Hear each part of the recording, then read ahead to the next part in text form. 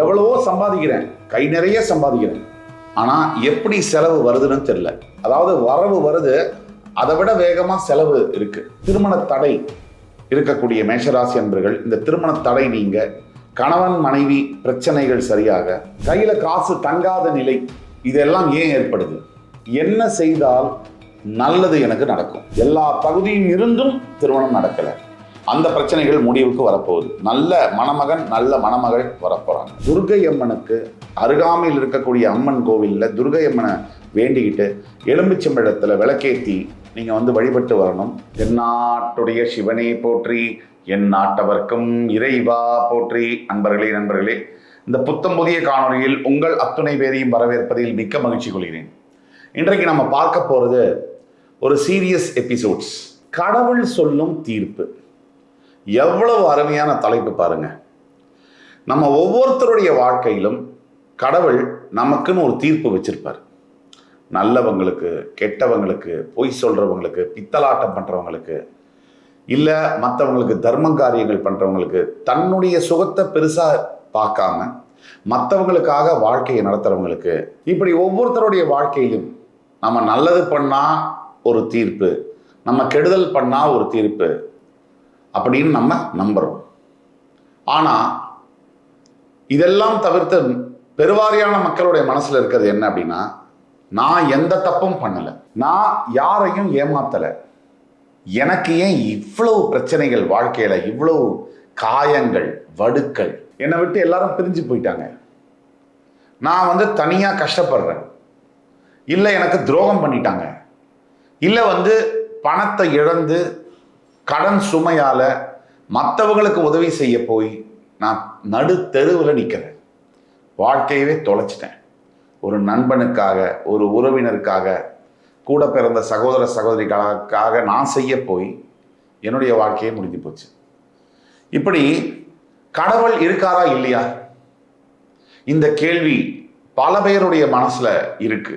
நீங்க படுற அவஸ்தை, உங்க கண்ணிலிருந்து வர கண்ணீர், நீங்க கோத்ரூ பண்ற அந்த வலி, அந்த ரணம், இது எல்லாத்துக்கும் என்ன தீர்வு, என்ன தர்ம காரியங்கள் செய்யலாம், எந்த கோவிலுக்கு போய் வரலாம் அப்படிங்கிற கேள்விகளுக்கெல்லாம் விடை சொல்ற மாதிரியான ஒரு பதிவு தான் இந்த பதிவு. இந்த பதிவை ஸ்கிப் பண்ணாம முழுசா பாருங்க. இன்று முதல் கடவுள் சொல்லும் தீர்ப்பு என்ன?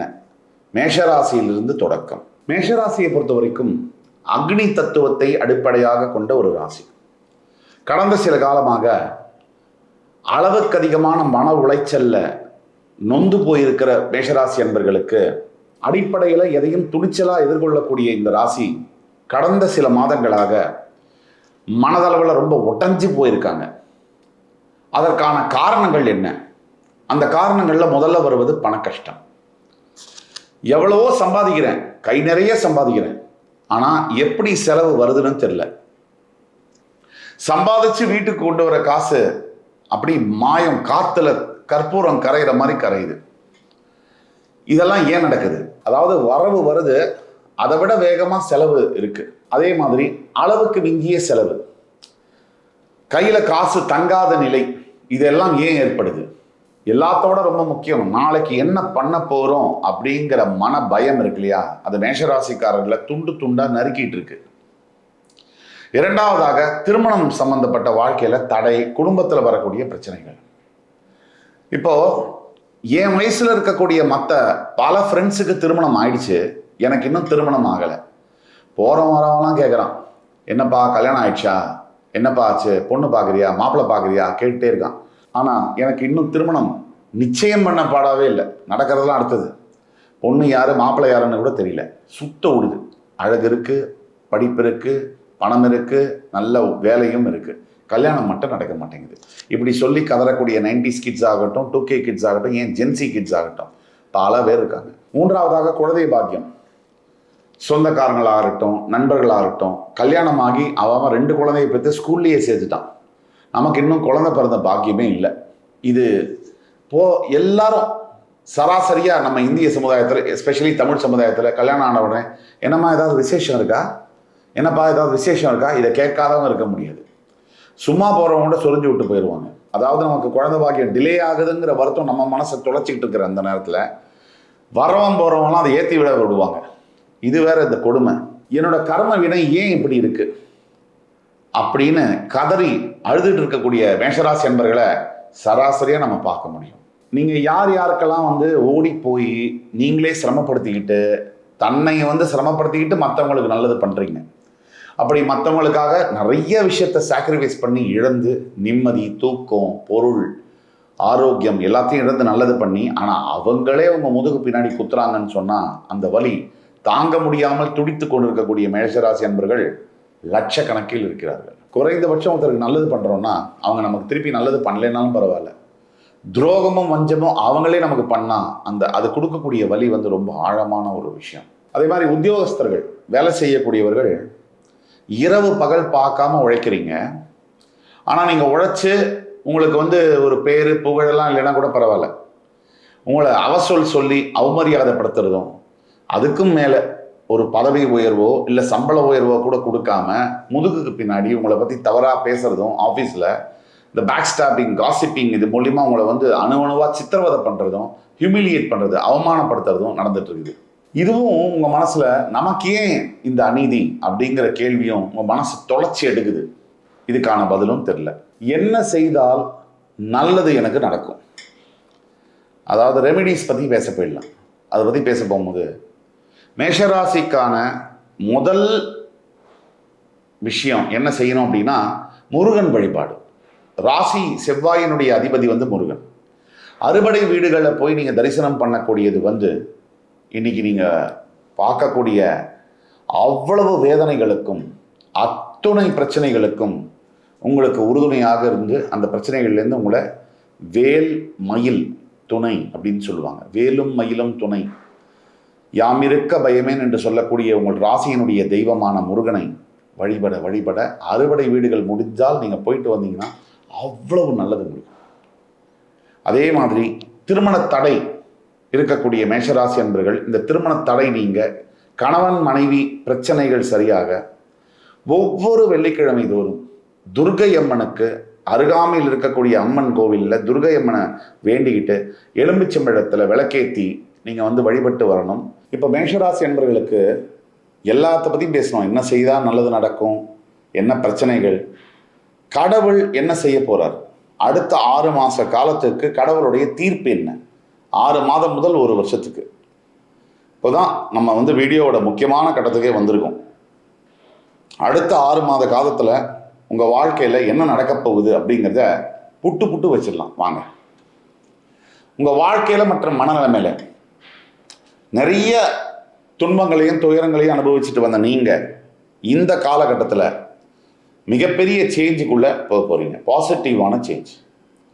அடுத்த 6 months to 1 yearக்குள்ள உங்கள் வாழ்க்கையில் மனசில் இருந்த அழுத்தம், மனசில் இருந்த வெளியில் சொல்ல முடியாத காயங்கள், ரணங்கள் அதெல்லாம் ஹீலாக போகுது.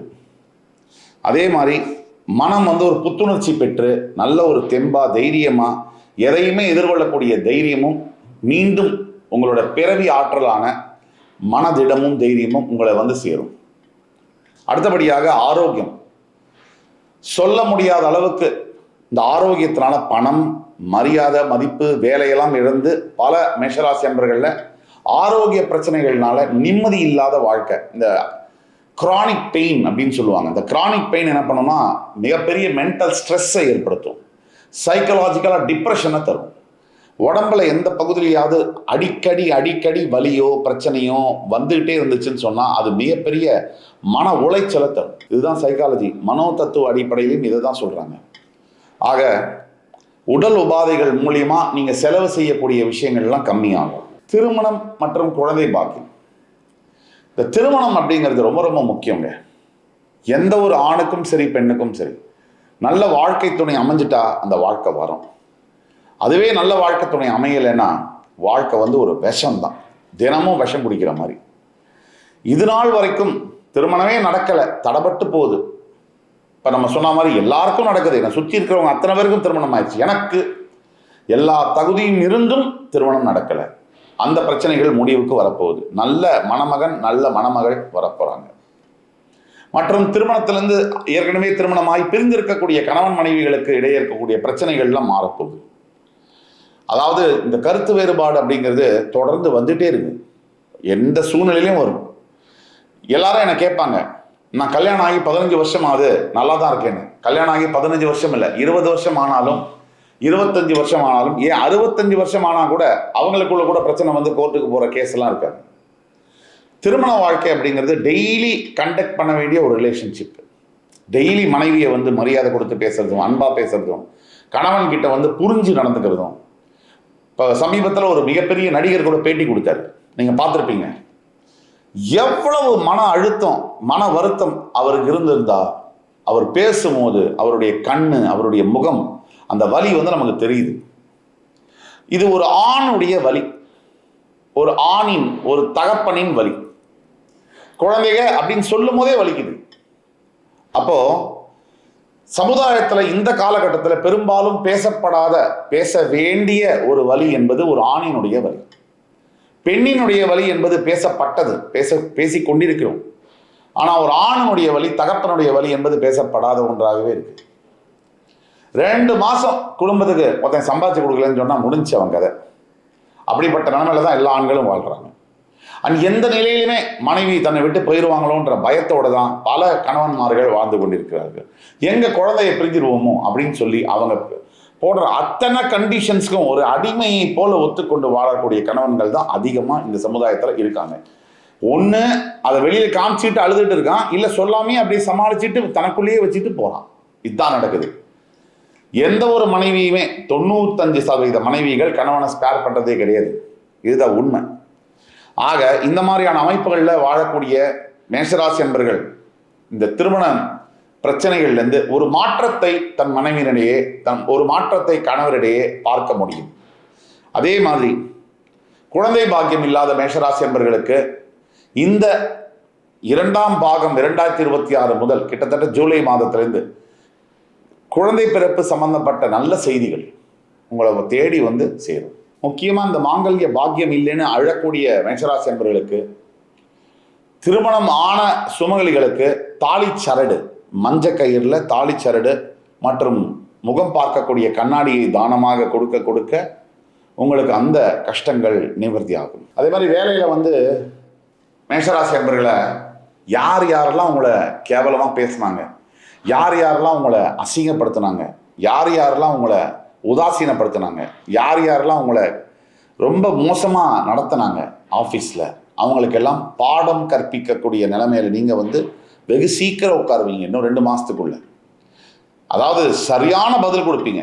சமீபத்தில் தமிழக முதல்வர் எப்படி ஒரு பதிலை வந்து 75 ஆண்டு காலம் 52 ஆண்டு காலம் ஆண்ட கட்சிகளுக்கு ஒரே பதில் தன் அமைதியின் மூலியமாக, வெற்றியின் மூலியமாக ஊசி எடுத்து சரகன குத்துன மாதிரி கொடுத்தாரோ, அதே மாதிரி நீங்களும் கொடுப்பீங்க. தமிழகம் அவர் பின்னால் நின்றது. அது மாதிரி உங்களுடைய சொந்த பந்தங்கள், நண்பர்கள் உங்கள் பின்னால் நிற்பார்கள். காதல் ஒரு தலை காதலாக, இல்லை காதல் 2 தலை காதலாக இருந்தாலுமே அதில் இன்னைக்கெல்லாம் காதலிச்சவனை மாதிரி கஷ்டப்படுறவன் எவனுமே கிடையாது. ஒரு 100 கோடி வச்சிருக்கிறவன், கடன் கொடுத்தவன் கூட இவ்வளோ கஷ்டப்பட மாட்டான். ஆனால் காதலிக்கிறவங்க படுற கஷ்டம்ங்கிறது இன்னைக்கு அப்படிப்பட்ட ஒரு கஷ்டம். நித்திய கண்டம் பூர்ண ஆயுசு. இன்னைக்கு காதல் வந்து இதுதான். காலையில் ஆரம்பிக்கிற காதல் சாயங்காலம் வரைக்கும் தாங்குமா ஐசியூவில், அது தப்பிச்சு வருமா அப்படின்னு நினைக்கக்கூடியவங்க தான் அதிகமாக இருக்காங்க. அந்த மாதிரி இருக்கக்கூடிய மேஷராசிக்காரர்களுடைய காதல் எல்லாம் ஜெயிக்க போகுது. அதே மாதிரி அரசியல், எனக்கு இப்படி ஒரு நிலைமை வருமா அப்படின்னு பின்தங்கிய அரசியல்வாதிகளுக்கும் சரி, எனக்கு இந்த மாதிரி நிலைமை கொடுத்தாரே கடவுள்னு சந்தோஷப்படக்கூடிய அரசியல்வாதிகளுக்கும் சரி, இன்னும் என்ன வளர்ச்சி, இன்னும் பெரிய பதவிகள், இன்னும் அங்கீகாரம், சொந்த கட்சியில் அங்கீகாரம், எதிர்கட்சிகள் அங்கீகாரம், இதெல்லாம் வரப்போகுது. மேஜிக், அதிசயத்தை நீங்க பார்க்க போறீங்க. நான் சொல்றது ஒண்ணுதான் உங்களுக்கு, காலம் எப்பவும் ஒரே மாதிரி இயங்காது, அது மாறி மாறியே தான் வரும்.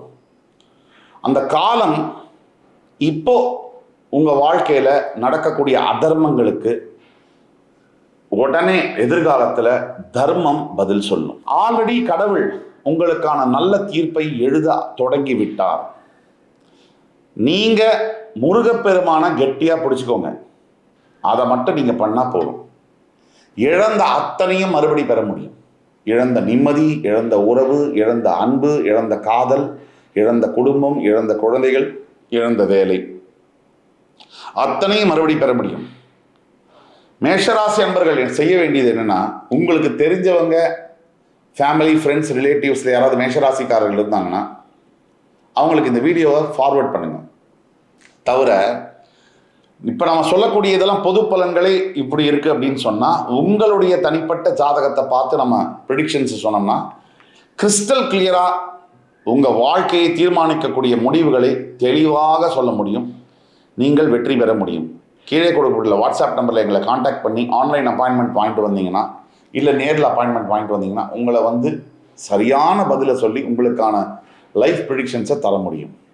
ஆக மேஷராசி அன்பர்கள், இந்த வீடியோ உங்களுக்கு பிடிச்சிருக்கும்னு நம்புகிறேன். அடுத்து வரும் காணொலியில் மறுபடி வேறொரு சந்தர்ப்பத்தில் உங்களை மறுபடி சந்திக்கும் வரை உங்களிடமிருந்து விடைபெறுவது உங்கள் சுபாஷ் பாலகிருஷ்ணன். நன்றி, வணக்கம், வாழ்க வளமுடன்.